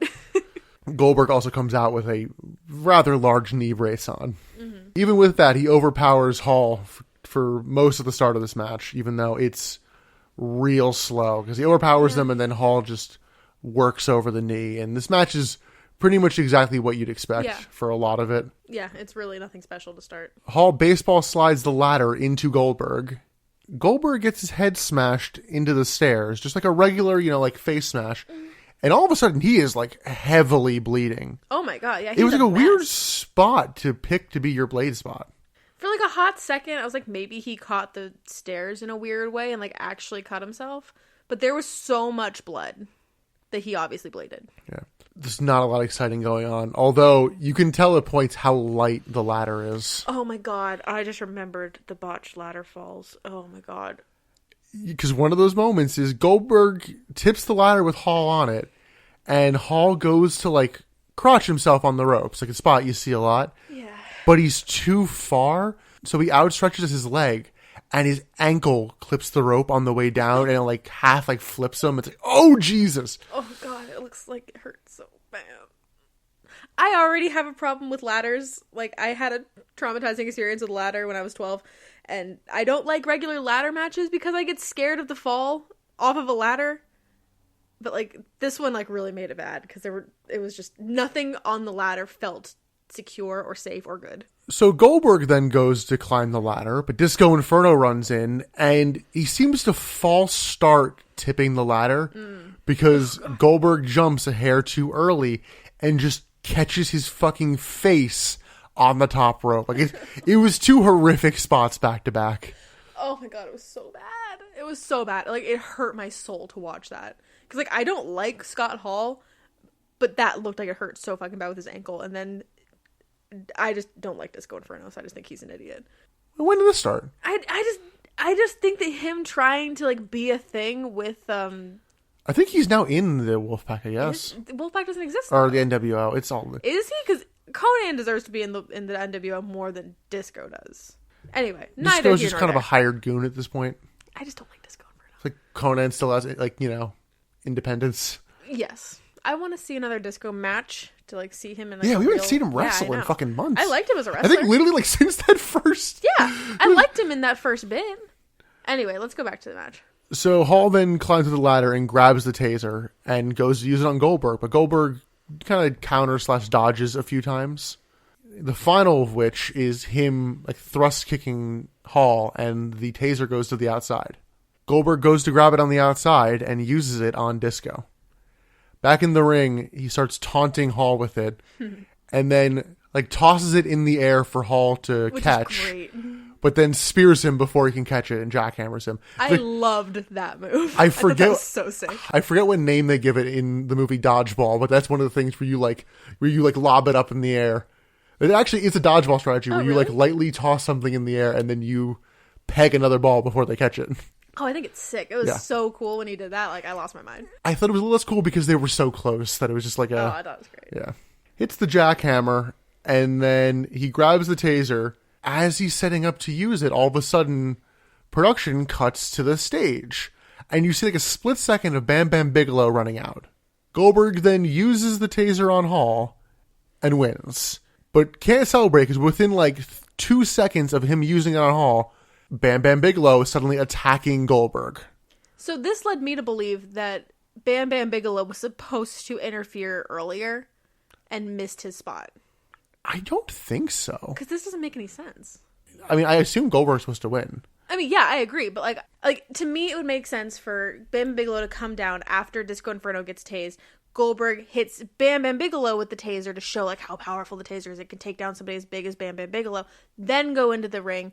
Then do the like fuck you win. I could see that. I have a different theory. Okay. And it ties into what kind of happens next because Bigelow and Goldberg then fight, and Hall manages to get up and grabs the taser and uses it on both of them. Then is like heading to the back very quickly as they go off the air.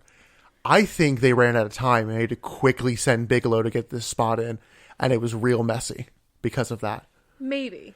I think there was supposed to be more time. Like what Goldberg celebrates, Bigelow comes in and attacks him, and then Hall regroups and uses it on both of them. Because Hall gets tased, and within like 6 seconds is back up. Yeah, which kind of undermines the power of the taser. Yeah, I think they ran out of time. Okay. And it was supposed to... I thought the ending was just kind of an improvisation of like, Bam Bam's here now. Fuck, yeah, it was messy looking. Yeah. But that's how they go off the air, and that is sold out in 1999. Woohoo! Overall thoughts on the pay-per-view? Honestly, not bad. I didn't hate it. It wasn't bad, but it was not good. No, there were definitely some matches that could have been cut, did not need to happen. And all of those every match could have been shaved down by like 2 or 3 minutes. Yeah, sorry. This one went 17:47. Which was a long match. Yeah. Longest Goldberg match I can think of. But overall, like, I didn't really hate anything. It was all fine. I feel like I was uninterested through a lot of it. I wasn't bored. I didn't hate it, but I was just uninterested for a lot of it. And like I've said, that there were a couple matches that I was super uninterested in too, but the ones that I was interested in, I was into. Yeah, and like the main event didn't need to be as long as it was. Yeah, and everything could have been shaved by 2 or 3 minutes. Yeah, and then you would have had time to do a better post-match angle there. But which, it boggles my mind that they ran out of time because of the amount of time we had going into the segment.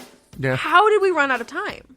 Yeah, the main event itself, fine, nothing special. I mean, I'd say a little disappointing, but, again, it wasn't terrible. I think we both struggled a bit on Best Bit and MVP. I struggled at MVP. I was hoping something would come out while we were talking about it. Didn't. I have no idea who to put. Best Bit? Okay, well, my Best Bit's going to be the Conan quote. Because I love the Conan promo? Yes. Okay, sure. I love that. That's my Best Bit. Honorable mention, my match of the night was the 4-way. I loved that. But you loved the promo more. Yeah. I actually gave my Best Bit to the Conan Luger match. I was so pleasantly surprised by that. I thought I was going to fucking hate it, and I actually enjoyed it. And I went, you know what? I was surprised enough to where I gave it to him. Okay, take it. MVP? I still don't have... You pick. You say yours while I think about it. I don't feel strongly about it, but I'm giving mine to Bobby Heenan. Bobby Heenan? I feel like I noticed commentary a little bit more in this, and Bobby Heenan was making me laugh a little bit throughout. So he had some decent bits here and there, and I was happy with when they were actually calling matches. And Bobby has good insight, and he seemed a little more motivated. I know he kind of hates the company at this point, but I thought he turned in a pretty good performance. Okay, that's fair. Like, Gut wants to say give it to Arn Anderson just for, like, being there for his boy. Just, like, coming to the defense of the Flairs. But I would also give honorable mention to Booker T. Because, like, he did that really... I liked his WCW.com spot. Like, for calling out Jericho. Yeah. I like that. So your answer is Arn. Arn? Okay. Yeah, I'll go to Arn Anderson. For the tire Arn. Tire Arn. I stand by that. That's what it should be called. So that was episode 11. Yeah! We've made it 11 episodes. Up next, we have the build to Super Brawl. Yeah. I forget what number it is, but it's the build to that. It's going to be in 2 parts. We will eventually return to weekly, but I think we want to just give it a little bit of a buffer. And also, we want to try to get to the next pay-per-view. As previously mentioned, the WWE Network was purchased by Peacock. And I don't know exactly when everything is going to go up on there. We still have the network for a little bit longer. So we're going to try to get as close to a pay-per-view as we can before March 18th. That way we can eventually squeeze a little extra time out of it. Yeah. I have a bonus episode or 2 kind of in my brain. We'll see how it goes. We're going to play it by ear. We have a mini plan. But, yeah, we're just kind of playing it. Because, there is a chance that when everything goes over to Peacock, it'll be immediate. Yes. There's a chance that the entire network just I gets kind of copied and pasted. assume it's going to be that. But we just don't know. Yeah. In the meantime, you can follow us at Butts in the Pod. We live tweeted the Royal Rumble 2021 and posted a drinking game for that. Yes. However, the drinking game is kind of useless now, unless you want It to go was still rewatch fun. it. You can manipulate it for future stuff. A little too fun for somebody. Hey, shut up. Yeah, you say we live tweeted the Rumble. We live tweeted the first half of the Rumble. Did you take over? We tweeted through Kevin Owens and Roman Reigns, which is the match before the men's one, and then we kind of died. Okay, well, I was dead. And you can follow us on Spotify. Yeah. If you enjoy the podcast, tell your friends about it. Tell somebody who enjoys wrestling or enjoys bad TV. We're trying to grow a little bit more and more. And the more listeners we get, the more motivated, we kind of feel to do these. Yeah, it's not that we're not having fun, because we No. really are. We're having fun doing these. I don't know how much fun we're having watching these. Yeah, watching the episodes is a bit of a struggle, but sitting down and talking about them is always a good time. Because yeah. Gross. So until next time, I'm Nick. I'm Emily. And thanks for listening to this episode of the Butts in the Seats podcast.